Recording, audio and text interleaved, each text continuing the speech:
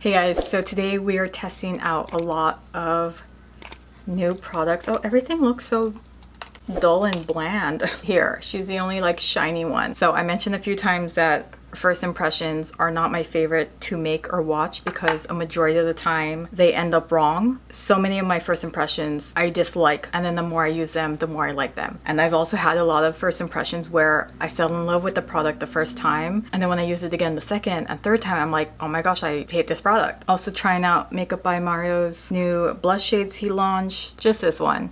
I had to get the orange one, okay? Let's begin. Okay, so for new foundation, we are starting with e.l.f.'s Soft Glam Satin Foundation. I am in the shade 21 Light Neutral. Usually my shade all across the board, I always get light neutral. If I try anything before or after this, it's the wrong shade. And a majority of the time, light neutral is a little bit dark for me. So if only there was a light neutral, then that would be my perfect shade. I put on the e.l.f. Power Grip Primer. I tried her with all my primers.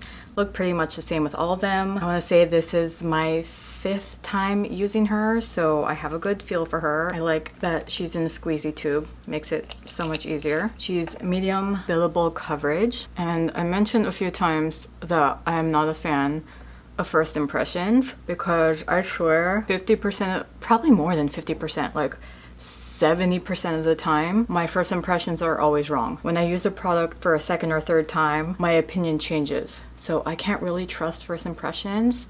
I know everyone wants to see the product as soon as it comes out, but I wouldn't trust you or myself if someone came out and was like, oh my gosh, this is the best product ever, with their first impressions, because they could use it the second time and be like, oh my gosh, this is the worst product ever. When I tried her on the first time, it wasn't a good first impressions, and that opinion hasn't changed. As soon as I put her on, she reminded me of the Rare Beauty foundation. That is my least favorite foundation. I never understood people who said, oh my gosh, it looks like the foundation is just sitting on top of my skin.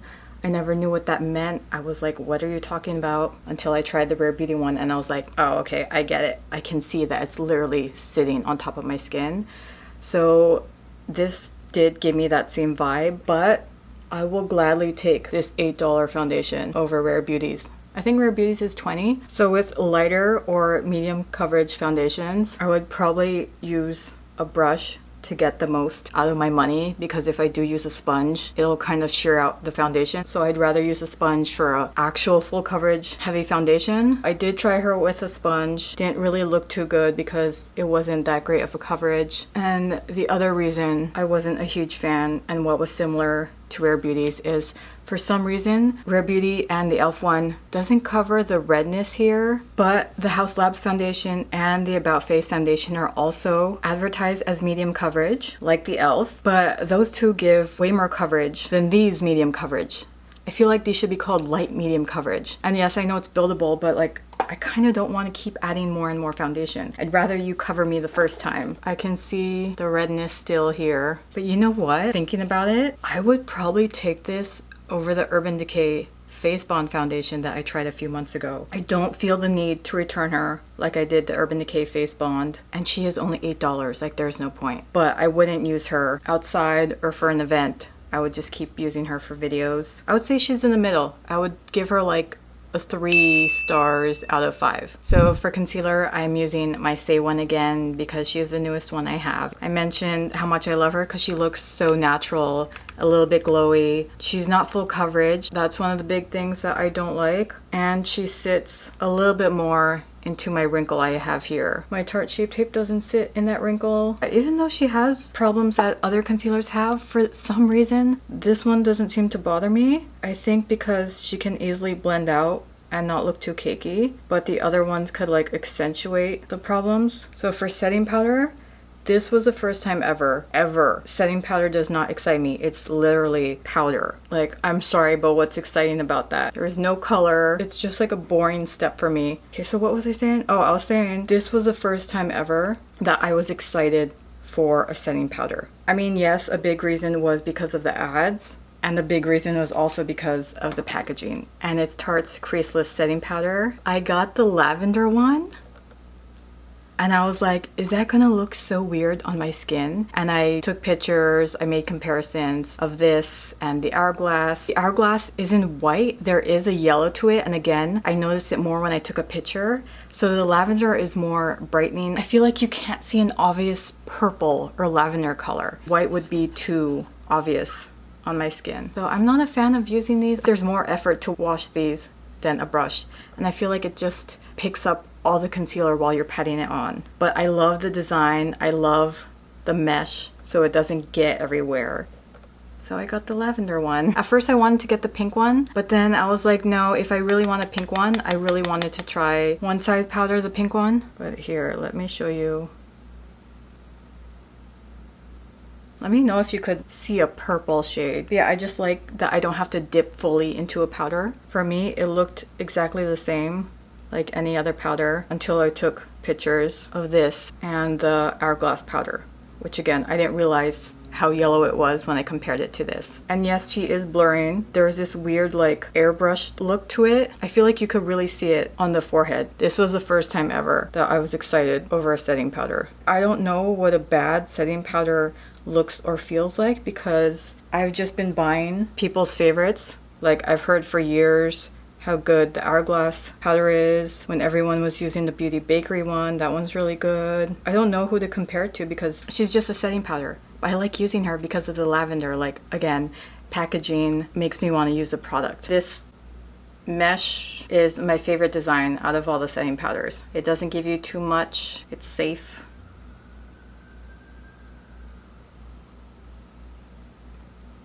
Hopefully you can see that because I instantly saw it in the mirror. I can definitely see the blurring effects. I've never seen this type of blurring with my setting powders. As soon as you put on setting powder, you can see that it absorbed all the oil or all the shine in your foundation, but this also blurs. I want to give her a 5, but I feel like it's more of a 4.5. I just don't want to give her a 5 just in case someone else really hates it and has a problem with it. So I'll give her like a 4.5. Okay, on to the next product.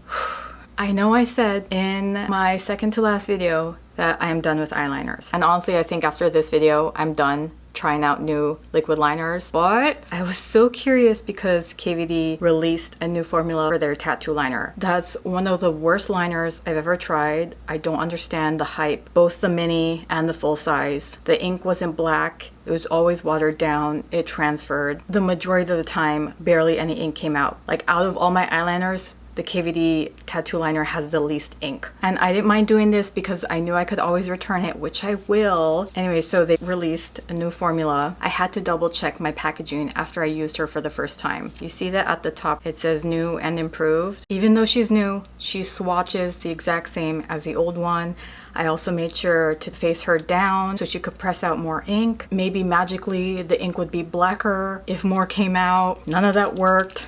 I tried her every day for a week. Nothing changed with the look. So again, I'm still so bewildered and confused why everyone loves this when this is now my third and it's new and improved, yet she works the exact same way as this. I will say though that even though this transfers, she did transfer just a tiny bit, but it's not enough to where I want to keep her. There's no point. I have 10 other eyeliners that don't transfer on me. But if you don't have oily lids, I can see how she could be very long lasting. She is so hard to get off my eye. Just like every other time, comes out patchy. She does look black in the camera, but in person, she looks gray. I went into deep detail on my eyeliner videos, but I will say on camera she does look nice and black, but in person she's looking more gray. Also, another reason I don't understand hype is that there are eyeliners that are 10 times better than this and they are cheaper. The first eyeliner I would recommend that is 10 times better than this is the Ico Black Magic one. She's $22 and she's $25. There is no reason for her to be more expensive when she's half-ass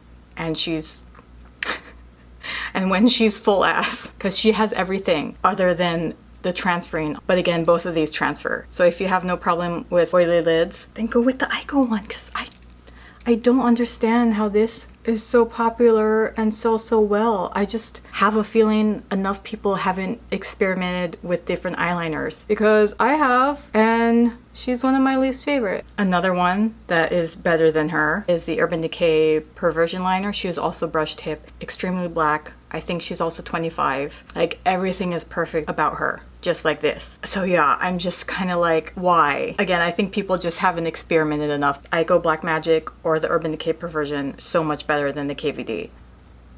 Okay, do you see in general how that's black?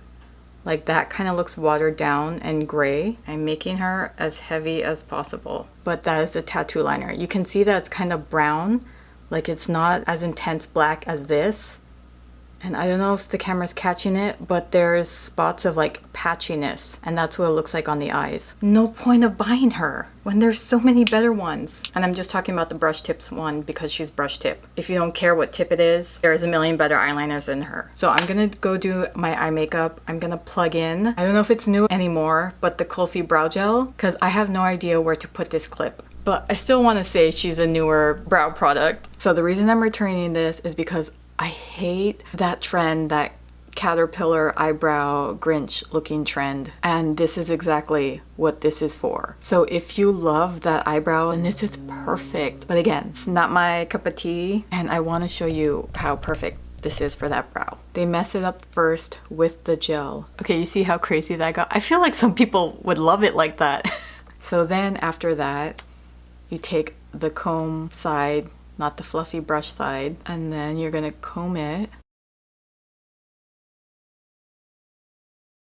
Do you see how much it looks like that bushy brow trend? She doesn't harden like a regular like hair gel. She stays, kind of want to say greasy. It feels like more like clay. In terms of like holding the shape, it's not the best, but she holds the look of this look. So I got the Rare Beauty Brow Gel the same time I got this. And now I kind of want to show you what the Rare Beauty one looks like compared to this. See, even like with trying to mess around and play, it doesn't get as messy as this girl did when I was playing around. So this one does harden a little bit like a regular gel, which I prefer, but they both have some kind of flexibility, like you can still move them around. This does look more put together, and this is definitely that bushy brow look. Okay, you know what, just for fun, let's try this look on this side. Let me mess this up again. See, like now that I'm re-messing it, you see how much more crazy this one makes your brows look? And I'm pretty sure it's the spacing because there's big gaps in between the bristles compared to the Rare Beauty. Okay, I did the crazy part. But see how like caterpillary and wild, and you can do that popular trend. Like they really... With bronzer, she's still one of the newest ones I got, so we're using her today, the Makeup by Mario. I do love her. Again, I feel like I can't give everyone a 5 out of 5 because these are still fairly new, so she's still like a 4.5 out of 5. So I'm gonna use her with my BK 109 brush. Like I thought this smoothness, this airbrushed look, this is kind of what I expected out of the Too Faced chocolate bronzing stick. I mean, it did look kind of smooth on the skin, but it was just weird to blend and patchy in some areas. But I don't know, this one feels like such a watery consistency that it just blends into your skin. It doesn't disappear like water, obviously, but it just looks so natural. He's what I would wear if I was going on a special occasion, just because he looks so natural and he blends in so well. And he's the most expensive. I feel like it's a good thing when I don't want to use you on camera because I want to save you for an important event and not waste you on the camera. He's a very unique formula because, I mean, I have only tried one other liquid bronzer, and that's the Saie one. But in general, I feel like I've never felt this formula. Like I keep saying, it's very watery. And even though it's very watery, it's not disappearing and my skin isn't soaking it up. It just eventually lets that bronzer sit on my face and look so natural. Okay, and still sticking with Makeup by Mario, he released 4 new shades. And of course, I had to get the orange one when I got his, I think it was Soft Peach. I tried it in my Black Friday video. I got the shade Just Peachy. I love peaches, especially on me. I expected a lot more orange in there, more like my Tower 28. It looks so natural. I feel like no matter how much you tap this on and keep building it up, it doesn't look fake and heavy and cakey. It's so moisturizing, it melts into your skin. It looks like it's part of your skin. Another formula where I'm like, there's nothing like this. This is Papaya Pop. You can see he's very orangey. And again, this is what I wanted out of, I think it was called Soft Peach. I could be wrong. Let's compare him to my Tarte 28 Rush Hour. See, already like swirling it in, I can feel how much more thick it is compared to the Makeup by Mario. So this one's the Makeup by Mario. So yeah, this one looks a little bit more orange. This is more of a full-blown orange versus Rush Hour, where there's a mix of a light pink. I have tried her already and I love her. She's what I was looking for. One thing that's bothering me that I didn't realize till a few months ago, powder blushes are still my favorite. With powder blushes, since they're powder and they already kind of set onto the foundation because you're putting powder on top of a liquid. But what I don't like about the cream and liquid ones is that when you blend them onto your foundation, they're mixing with your foundation and they're a completely different shade than if you put this directly on your skin. And that's kind of what I haven't been like about cream and liquids, because I don't like them blurring into and with the foundation. I don't like seeing that the foundation is on my brush. I feel like it's not showing its true color because you're mixing it in with your foundation. Like when I use this with my About Face foundation, since my About Face foundation is lighter than this, you can see that there's more orange. That's just one thing I haven't been liking about cream and liquid blushes. I don't like that they turn into a different color once it starts mixing with the foundation on your face versus a powder that kind of sets your cheeks. When you blend it out, it just looks so natural. So like I try to be really, really soft when I'm pressing this in.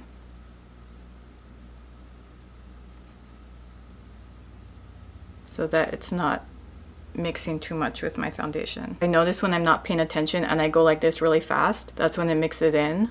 So I have to like very carefully go like this. This is the shade I want when it comes to my orange and peach blushes. She's exactly what I'm looking for. And she just looks the most natural. No matter how much you build her on, I feel like she could never look too cakey because she's so light and moisturizing that she'll keep blending. See, I love that. That looks so pretty. See, just perfect peach orange blush. The only thing I'm waiting for next, and I might be done with cream blushes because again, I feel like I have too many. There's too much being launched, like I'm over it. Probably the last peach blush would be if KVD releases a good apple duo with peaches. Then I would be done. Look at that. She makes me want to smile.